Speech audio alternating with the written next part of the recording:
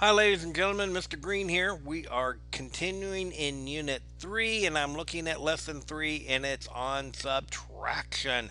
And so, subtracting a real number, that's the same thing as adding the opposite or its inverse. It's opposite or its inverse. So, we're adding a negative to it. So, what's the big deal? So why is it so hard? So, when I take 5 minus 7, I get negative 2.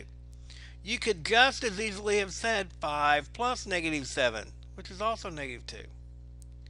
You know, if I think of it this way, I don't have to learn as many rules, do I? It makes it a little bit easier. And all of those properties of addition start working because now I've got addition sitting here.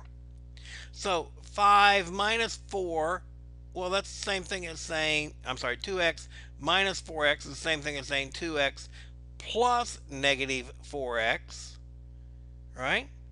2x plus negative 4x. And what I'll get when I do this is a negative 2x. When I add 5x minus a negative 5x, well, guess what? These two become positives, and I wind up with 5x 3x plus 5x, or 8x. Cool. This trick right here saved me many a time when I see two negative signs making them into a positive sign. Okay? This trick right here, I will guarantee you there will be times where it's much easier to think of adding the negative than it is to think of subtracting. Okay? Because then when you add a negative, you can then use this information in like a distributive property or in other type of properties that you might have that deal with addition. Some of those properties don't work with subtraction, but they do with addition, and it becomes much easier to deal with. Okay?